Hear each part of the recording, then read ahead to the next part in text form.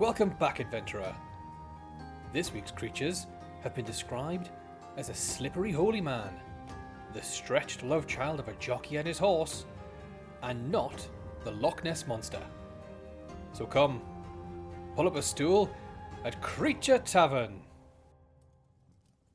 Hello again, adventurer. Always warms me heart to see you back. Sit down, and let's get into our first creature. Now I hope you don't have any fishing trips planned, as we're diving into the Iwana Bōzu from Japanese folklore, known as the harbinger of warnings or a spirit of the waters. This particular yokai was once nothing more than a humble fish. As you'd expect, an Iwana, a type of river trout that has undergone a metamorphosis, warped by living too long. The Iwana now rising from their streams as spectral priests, cloaked in Buddhist robes. Fishermen say these enormous sea creatures move as any man would, and from a distance you'd swear they were simply a wandering monk.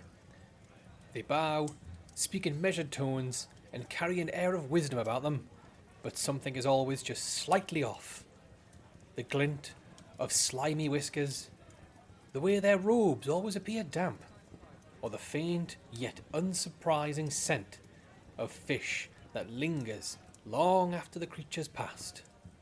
While most stories speak of an Iwana turning into these yokai, some say yameme, unagi, or even rock trout and monkfish have gained sentience and some pretty slick robes. Each variation carries their own unique characteristics. The unagi bone creatures are said to have slick, eel-like movements, while those formed from monkfish are rumoured to have eerily wide mouths, always hidden though beneath the shadows of their robes. So if a humanoid fish tickles your gills, then listen close, adventurer. Folks say you'll find them lurking in the mountain streams, and pretty much anywhere you'd catch ordinary Iwana. If your travels take you through Fukushima or Tokyo's wilder regions, you'd best check under the hoods of monks. You may just find yourself an Iwana Bōzu, or you might just end up with an uncomfortable monk. Tales of the Iwana Bōzu say its presence is most strongly felt in deep, untouched waters, rich with fish. But these yokai are not bound to a single river or lake. Any place their kin dwell, an Iwana Bōzu will watch over, from crystal clear mountain springs to shaded forest brooks. So if you're a fisherman or woman, and maybe you take a few more fish than you need, expect a visit. The Iwana Bōzu are guardians of their waters. Legends say they can summon a fog, using it like a doorway and stepping out to scald those who take more than they need. And you see that lad over there? Yellow coat, fishing nets in his pockets. For some reason, he's a local fisherman. Comes in here all the time, boasting about his incredible hauls.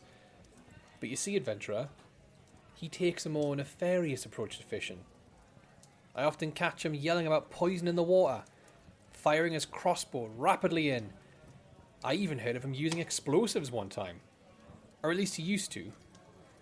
Folks say he had a visit from an Iwana Bōzu that pleaded with him for weeks till he changed his ways. This is an important thing to remember, adventurer.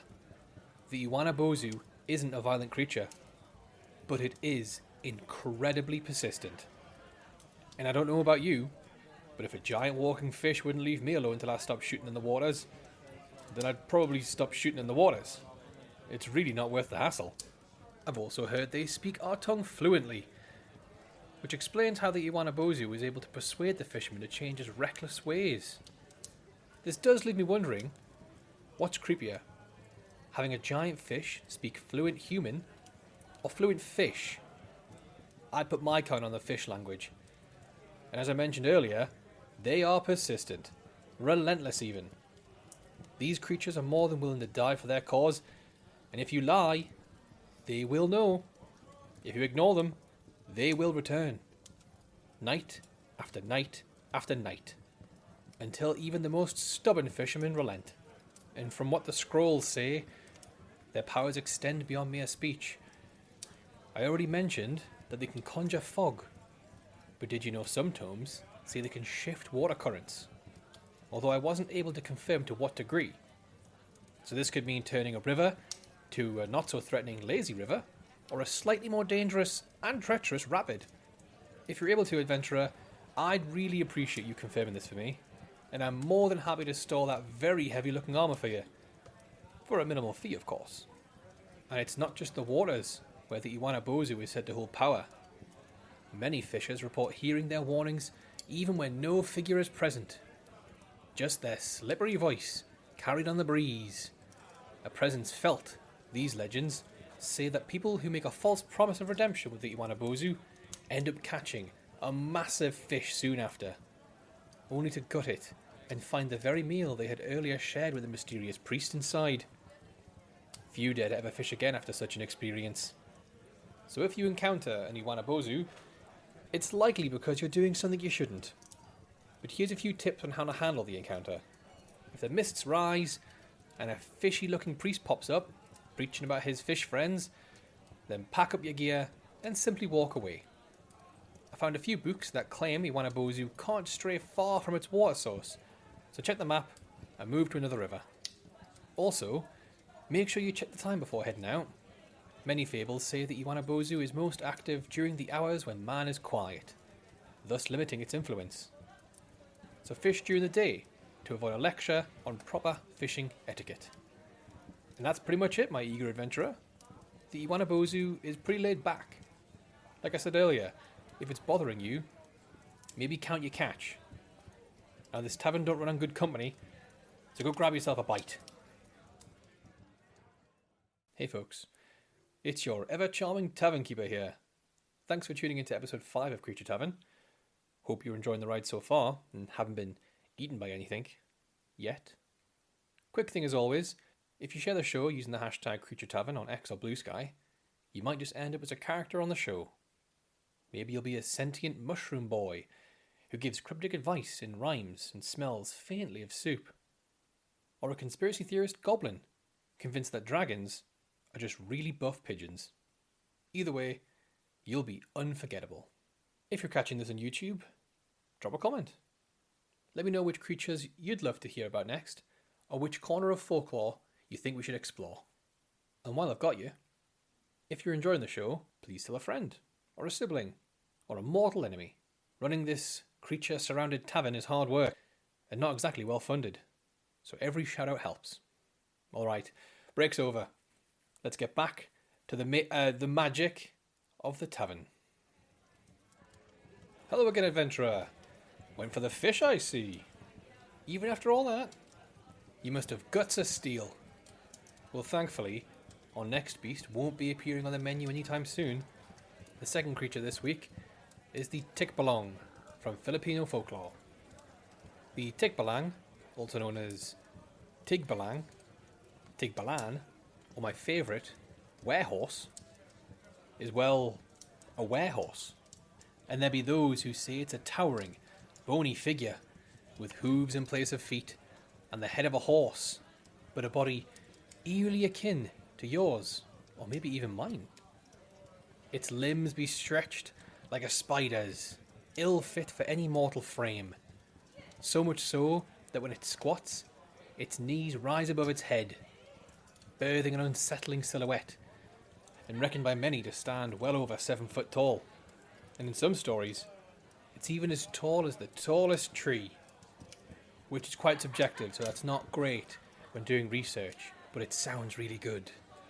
Stories of the Tikbalang's origins say it's a ghost of the forests, a phantom of the mountains and winds, a trickster eye, or even a benevolent guardian spirit watching over the domain of the elements. Certain writings suggest that the Tikbalang is the offspring of a powerful moon deity and a mortal woman, while others take a darker, more unsettling path. These texts say the Tikbalang is an aborted fetus, plucked from limbo and cast onto the mortal plane to roam the earth as this distorted amalgamation of man and beast. As luck would have it, I had a lad tell me he saw it with his own eyes the other day. Said it looked every bit like the tales. Razor-sharp claws, matted, light brown to deep black fur, unnaturally large, yet somehow disturbingly human glowing eyes, like embers, and short, gnarled horns protruding from its forehead.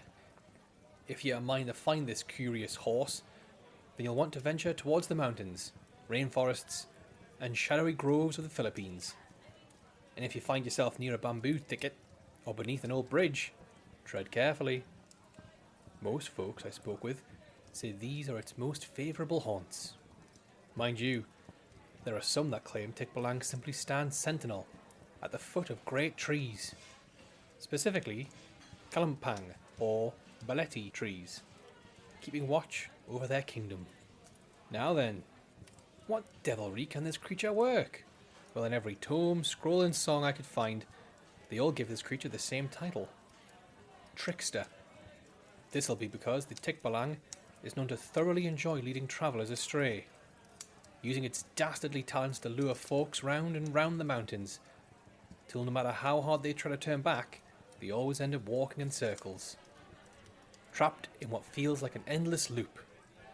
I've even heard of some poor sods lost due to the Tikbalang's trickery, sometimes returning days later, delirious, starving, or teetering on the edge of madness, with no recollection of where they've been.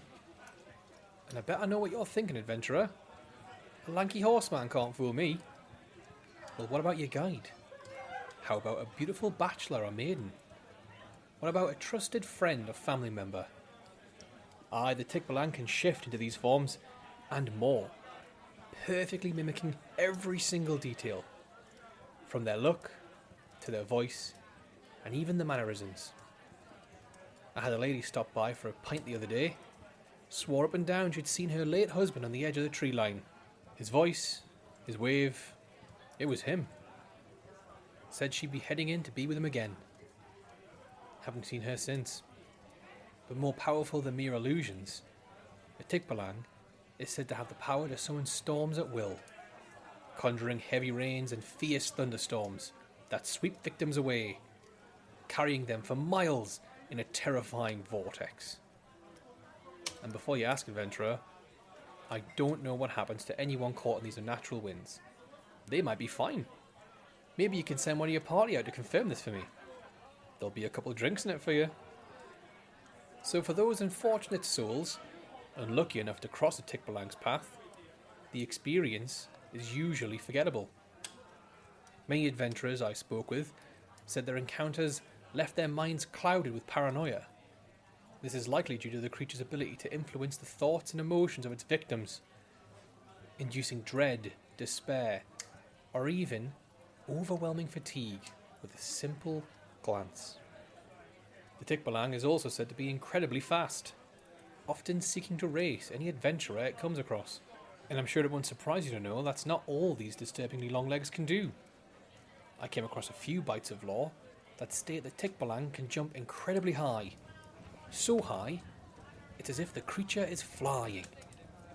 And this impressive high jump allows it to travel not just great distances, no, to other dimensions. Which I couldn't find out. But before you go running off in search of an interdimensional piggyback ride, you ought to know of the darker side of the Tikbalang. A few say it's a thief, whatever loose treasure it can get its hands on. Rations, maps, it'll take a lot. But more folk say the creature's more beast than trickster, venturing its way onto farms and slaughtering livestock for seemingly no reason at all. Or darker still, there's whispers of the Tikbalang's appetite for beautiful young women, abducting them. For what reason, I was unable to confirm, but there were some folk that say it's in order to procreate, and this has led to some in the Philippines still using the Tikbalang as a reason for surprise pregnancies. This dark habit is likely due to the rumour that most Tikbalangs are male, although there were a few old wives that swear they've eyed a female variant. So adventurer, if that piggyback ride still beckons you, then mind your ears now, lest you regret it. When you enter a Tikbalang's territory, make as little noise as possible. If you don't disturb the creature, it's not likely to disturb you. And mind your manners. Locals let me know that if you loudly and politely request permission to pass, Tikbalang is likely to oblige, so mind your P's and Q's. But if those last two tips don't work, then obviously you'll need to remove your shirt, turn it inside out, then put it back on. It's said this trick upsets the expected order of things, confusing supernatural creatures, disabling their magical ability for a time. But if you're that desperate for a piggyback ride, then hop on. If you survive while the creature bucks about, trying to fling you off, and you do so till it exhausts itself and acknowledges defeat, then make sure, before you hop off, to pluck a spine from its mane. You'll then be able to use that as a talisman, known as an anting, to keep the Tikbalang as your servant. But if the idea of riding a feral horseman while he attempts to violently chuck you from his back doesn't appeal to you, then look at the Tikbalang's mane for 3 golden hairs. If you're considered trustworthy, then the creature will gift you these hairs. Otherwise, you'll need to pluck all 3 while the beast tries to eat you. Harsh, I know, but if you're swift enough to acquire all 3, then you'll have a great prize. Some say, if you wrap the hairs around your middle finger, you'll be bestowed with the extraordinary abilities of a Tikbalang, such as supernatural strength, speed, durability, and your skin will become impervious to harm. Legends call this a cabal, although there are other legends that say you'll remain mortal, but you'll have bonded the Tikbalang into your service till your dying day. However, you must be careful, adventurer. Due to the power of these hairs, some in the Philippines are known to sell fake Tikbalang hairs in bundles and bottles as amulets, locally called wishing hair. And if you're more of a gentler soul, then you can always marry a Tikbalang. If you do, law states that they bestow good fortune on their partner. However, you must treat them with respect. Failing to do so will result in you rightly becoming lost in the forest forever. And fun fact, adventurer, if you ever see rain on a clear sky, then it's said a Tikbalang is getting married. Now I see marriage to a werehorse has got you stirring on your stool. So let me fetch you a nice cold water. You sit tight, adventurer. Ah, you're still here, dear listener. What a delight. Thanks for keeping this humble tavernkeeper company. If you'd like to protect this fine establishment from malevolent spirits, cursed tax collectors, or spontaneous furniture explosions, happens more than you'd think, consider hitting that subscribe button. It's basically magical warding, but free. No witch's fee there. You can find Creature Tavern on Spotify, Apple Podcasts, or wherever decibel ducks paddle about. Just type the name. And now, a peculiar quest. Should you be bold enough to accept, leave us a review. Ancient prophecies whisper that those who do will be granted one of 3 rewards: approval from a very judgmental owl, a coupon for one invisible cloak that only works on Tuesdays, or eternal bragging rights in the realm of good podcast taste. That's the end of this tavernside chatter for now. No more interruptions. Time to settle in and meet our last curious creature. Here's your water, adventurer. You drink that. Dab a little on your brow. Cool off while we get into our third and final creature this week, the Afanc, from Welsh folklore.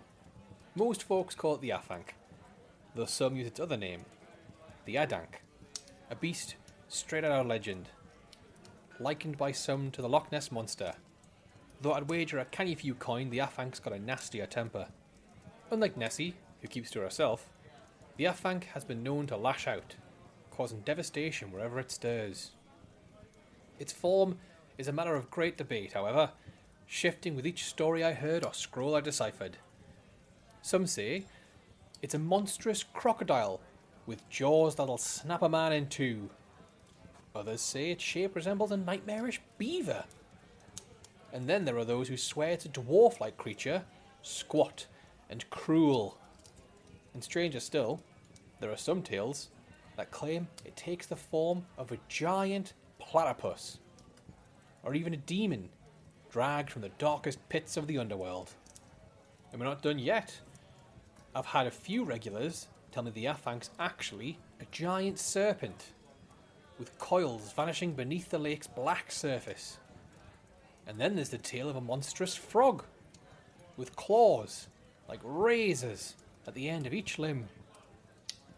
No matter the law, one thing remains constant, except for the squat, cruel dwarf. The Afanc is bloody massive, looming, and utterly terrifying, with teeth like spears and a powerful tail that churns the waters into a deadly maelstrom. And to add to the Afanc's confusion, some folks stand divided on the true nature of the creature's hide. Some say it's covered in rough, mottled fur, thick and wild as a beast of the mountains, while others insist it's scaled. And let's not forget the most unnerving accounts. These'll send a shiver down your spine.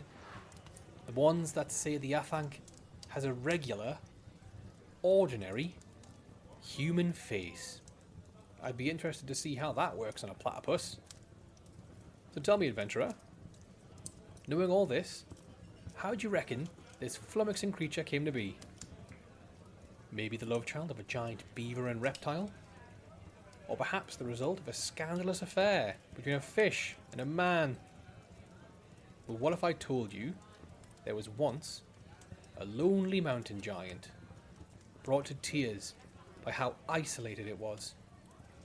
One day, it was strolling past a great body of water, crying as we all do, when a single tear splashed into the pool, and through some elder magics, the Afanc was born. From that single, lonely tear. It's quite a lovely tale, but in all my research, this is the only reference to a mountain giant. So it must have been a very short friendship. That pool of water, and now home of the Afanc, is Llyn yr Afanc, also known as the Afanc Pool, in the River Conwy. But tales tell of it moving to Llyn Fionnulas, a dark and brooding lake, nestled beneath the imposing shadow of Mount Snowdon. A lovely place to take an evening stroll. Just watch the water's edge.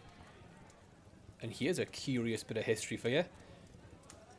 When folks worked to move the Afanc, they used oxen in order to handle the weight of this mighty beast.